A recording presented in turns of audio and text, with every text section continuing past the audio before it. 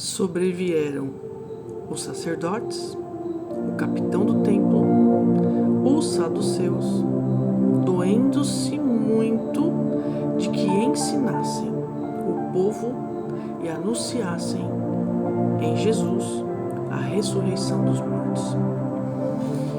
Eu te cumprimento com a paz, com a graça, com a misericórdia, com o amor e com a verdade de Jesus Cristo. E hoje eu, com meu coração muito doído, digamos assim, com a minha mente embaralhada, com os meus pensamentos tanto quanto embaraçados, porque muita coisa passa na cabeça da gente. Eu sou humana, eu erro, mas tem uma coisa que eu amo na minha vida, de todo o meu coração, é a santa palavra do Senhor. E eu fiquei pensando, sabe, na Bíblia Sagrada, nas coisas como naquele tempo e das coisas como nesse tempo. De que forma aconteciam? Por que aconteciam? Através de quem aconteciam? Para quem aconteciam? E a conclusão que eu chego é que naquele tempo e nesse tempo o centro é Cristo. Então tudo é Cristo. Sempre foi Cristo. Jesus ressurreto. O Deus que veio homem e nasceu na carne, que padeceu para morrer por nós. E na minha cabeça, na minha forma de viver, na minha forma de encarar tudo que Cristo fez por mim, eu penso que a única coisa que eu quero na minha vida é pregar Jesus, é falar a palavra de Deus tal como ela é no texto, dentro do seu contexto. E aqui diz que Pedro e João estavam ali diante do Sinédrio, diante da instituição religiosa dos judeus, enfim, diante de pessoas poderosas. E enquanto eles ainda falavam, sobrevieram os sacerdotes, o capitão do templo e os saduceus. Então, eles estavam diante do templo, eles estavam num lugar, digamos, sagrado, da instituição, enfim. Eu fico pensando que esse povo religioso, eles gostam de se intrometer quando alguém está falando com autoridade. Eles gostam de perturbar as pessoas que de fato querem pregar Jesus, que querem falar a palavra, ensinar a palavra, transmitir a palavra, ecoar a palavra, porque Jesus é a palavra. Quando nós falamos a palavra, nós estamos falando de Jesus. A Bíblia Sagrada é o nosso manual, não tem para onde correr. Então não precisa ficar floreando, não. É só falar o que está na palavra. E aqui diz que estando eles, se referindo a Pedro e a João, ao povo, então eles estavam pregando ao povo, ensinando ao povo, exortando e enfim, quando os sacerdotes, o capitão do templo e os saduceus sobrevieram contra eles, interromperam a fala deles, não queriam que eles fizessem aquilo que eles foram chamados pelo próprio Cristo para fazer. Aqui diz que eles se doíam muito, porque Paulo e Pedro pregavam o Cristo ressurreto. As pessoas não querem mais esse tipo de pregação, elas querem bênção, elas querem recompensa, elas querem fazer algo para receber algo, quando Cristo já fez tudo. E esse evangelho emporcalhado, que não confronta, que não faz com que as pessoas se sintam constrangidas, esse evangelho Nutella, diluído, superficial, ainda com uma boa retórica, não é sobre isso.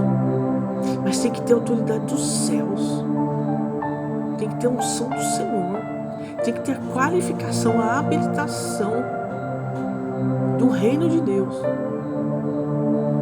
para incomodar esse tipo de gente aqui, ó, sacerdote, capitão do templo, líder religioso, saduceus, que ouvidos quando a gente quer falar de Cristo, quando a gente quer pregar a palavra.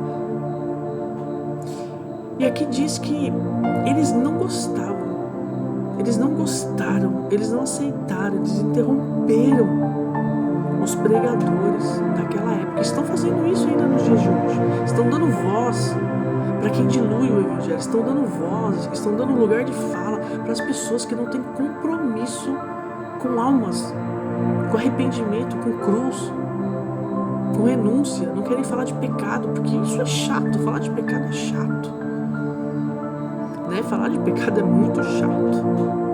Só que falar de bênção não vai salvar ninguém. Só fica falando, Deus faz e Ele é abençoador, isso é fato, mas não é sobre isso. Não é sobre isso. Então, aqui diz que lançaram mão deles e os encerraram na prisão. E aí teve a intervenção do Senhor Deus. Teve a intervenção do Senhor Deus. E a gente já sabe o que aconteceu, né? E é interessante que quando, no capítulo anterior, né, no capítulo 3, Pedro, eles estão indo ao templo, né, o capítulo 3 inicia da seguinte forma: Pedro e João subiram juntos ao templo na hora da oração. E ali tinha um varão, né, que ficava ali à porta. Ele encarou Pedro e João, esperando receber deles alguma coisa. Então, Pedro diz assim: olha, eu não tenho nada, não tenho ouro, não tenho prata, não tenho nada, mas o que eu tenho eu te dou. E o que é que Pedro tinha? Ele tinha Jesus Cristo. Ele tinha Jesus Cristo o Nazareno. Ele tinha uma palavra, ele tinha um verbo, ele tinha uma pregação. Uma pregação que transformou a vida daquele homem, porque ele anunciou Jesus Cristo antes de falar, levante e anda.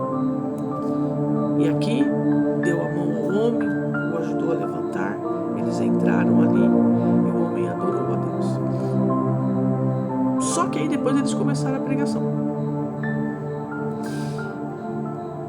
E eu vou te falar que a pregação, ela não foi fácil. Não foi fácil. É complicado.